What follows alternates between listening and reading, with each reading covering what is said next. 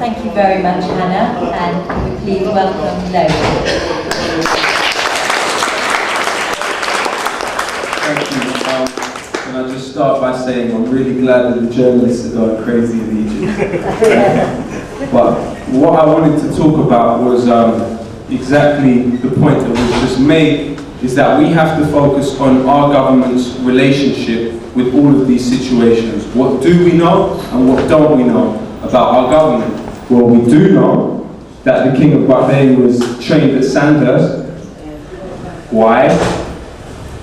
Why? Because ultimately we have to look at a political elite which was fostered and entirely fed, nurtured to protect Britain's interests, and this is neo-colonial rule.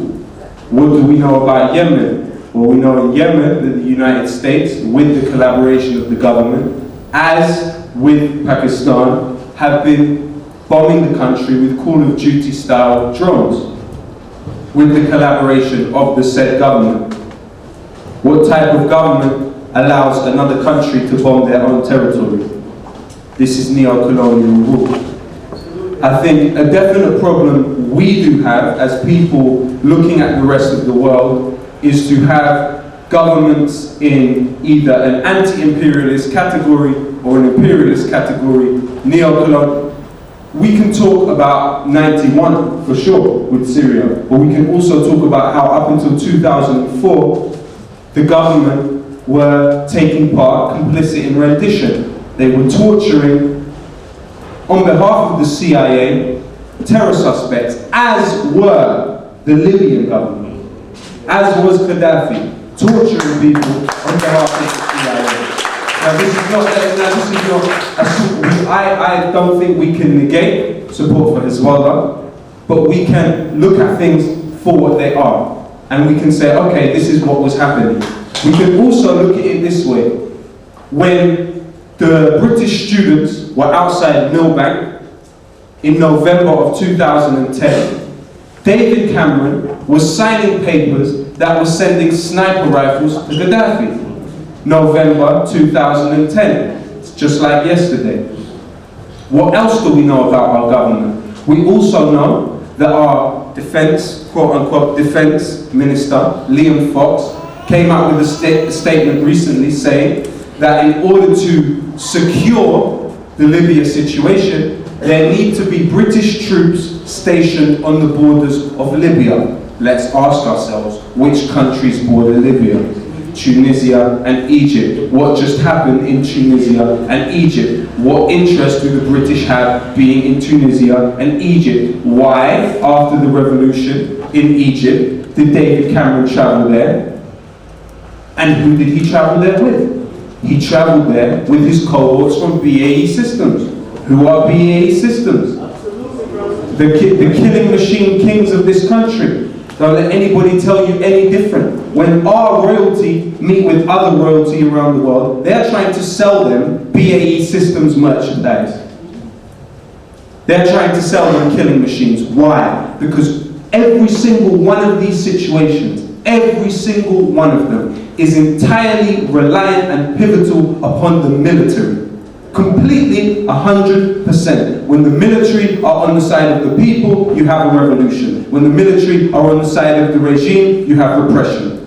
So, who owns the military owns the country. In Egypt, one of the things that Hosni Mubarak did so well was create a sort of economy within the military. The military was an economy itself. He made sure all of being an army man himself, he made sure all of the soldiers had all types of advantages that other citizens didn't. Where did they get their weapons from? Where did they get their military aid from? Their weapons and their military aid came from the United States of America. This is why he managed to hold power for so long. This is why this man who was brought in to go against the will of the people, as Mr. Sadat did, which was so obvious from the fact he was assassinated, you had to bring someone in to keep the same status quo, which was against the will of the Egyptian people. It was against the will of the Egyptian people when Mr. Hosni Mubarak was selling Egypt's natural gas to Israel for 1/3 of the price. that was against the will of the Egyptian people. So then we have to look at, okay, where is our government's interest in this? Our government's interest, with the example of Saudi Arabia, you're looking at a country named after a family. Who are that family? Where did that family's power come from? And what keeps that family in power? What maintains that family? If that family all of a sudden did not have support of this country, how long would it necessarily last? But the fact that we have to focus on is what is our government's relationship with all of these places. Our government's relationship is not the way it is portrayed to us. It is portrayed to us as if we are some sort of moral authority, which is just looking at these situations from afar, looking across the world. This small, tiny island is looking across the world, saying, what's going on over there? Oh, what are those people up to over there? What are they doing with themselves? Oh, this Sunni Shia, we have this. Oh, we have this. No, this is not the role that this country has played. Even if we look at the plight of the Kurdish people, the plight of the Kurdish people, of course, there's been governments which have treated them like dirt. This is undeniable. But who split the land up into 4 different countries? Who said to them, be Turkish? Who said to them, be Iranian? Who said to them, be Syrian? Who said to them, be Iraqi? It was the British and the French, Sykes-Picot, after the First World War. So if you look at this situation, and you look at what the root of this problem is someone sitting on one side of the earth, looking over and saying, you know what, I feel like going over there and telling them how things go. I feel like going over there and playing God with these people's lives. Who gave them the right to play God with anybody's lives? Would we accept that for us? No, we wouldn't. So why do we expect people around the world to sit back and accept it for them? For their entire lives and their entire existence to be formed by imperialism. We are products of imperialism. So we look at it and we see the root of these issues. So this is why, in the situation where we have the French, we have the British, we have the United States droning Libya, we have the United States and Britain now talking about occupying the countries next to Libya, we can't support that. We can't support that. They are not there with interest for the Libyan people. David Cameron didn't care about the Libyan people when he gave Gaddafi sniper rifles. What do they think Gaddafi was using the sniper rifles for? What do you use sniper rifles for? You don't use sniper rifles for defense, you use them for assassination, for targeting people. So this is the issue. And I also think a government like ours, a government which has gone to war, gone to an illegal war in Iraq against the will of the British people, gone to war in Libya against the will of the British people, because I don't believe the British people would have wholeheartedly, the majority of British people wouldn't have supported this military action. A government which is, you know, the funniest thing I saw is when they were talking about the forests. And I was watching Question Time and Vince Cable said, yes, well, we saw there was a reasonable opposition amongst the people of this country against what we were planning to do with the forest. Literally after the fact that there were huge, massive demonstrations against the cuts, against the rise in tuition fees. In this country, you are more likely to die in police custody than you are to die from a terrorist attack. One person dies in police custody every week. You have a young man by the name of Alfie Meadows, who had his head split open and was beaten so badly it took 2 sessions of brain surgery to save his life. And the man is now been charged with violent disorder. They are trying to send him to prison for 5 years. You have Smiley Culture, a reggae musician, who his house was raided by police, and next thing you know, he had a stab wound in his heart.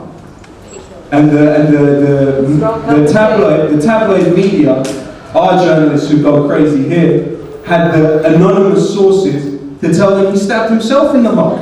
With no investigation, an anonymous source just said to them, this man stabbed himself in the heart. So this is what we are being asked to accept from our government. So we don't want the rest of the world to have to suffer under our government's tyranny. So why should we accept it anymore? Thank you very much.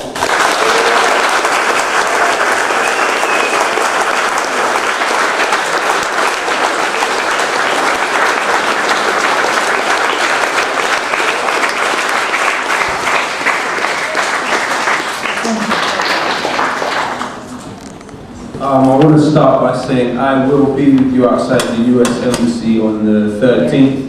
Mr. Mumia Abu Jamal been in jail for 30 years and they're trying to kill him. But just a few days ago marked 30 years since Mr. Bobby Sands died in jail. Now on the subject of these two issues, we have to look at the past week and see them as marking the resurgence of two particular feelings and sentiments amongst the British people. Number one, the royal wedding is a desperate attempt to make people feel some type of positive feeling towards this monarchy that we have. Number two, the news that Mr. Obama told us about a man in Pakistan dying. We look at that as the resurgence of Islamophobic feeling of, as was rightly pointed out, this bringing up of September 11th. Two places we must position ourselves and always remind people. I mean, with the Queen intending to visit, how dare she want to set one tiny toe on Irish soil. We must be absolutely clear. The monarchy as a concept is against every single fibre in your body which believes in equality in your life. That must always be our position. And the Queen of England has no right over not one part, not one tiny square of Africa. It has no right over Ireland. It has no right over anywhere else. We must be absolutely clear about that 100%. And we must also fully 100% support those among us and those of us who will be put in prison for standing up for ourselves during this period. We must always remember them, even if it's 30 years down the line, like Mr. Mumia, because he stands with us, so we stand with him.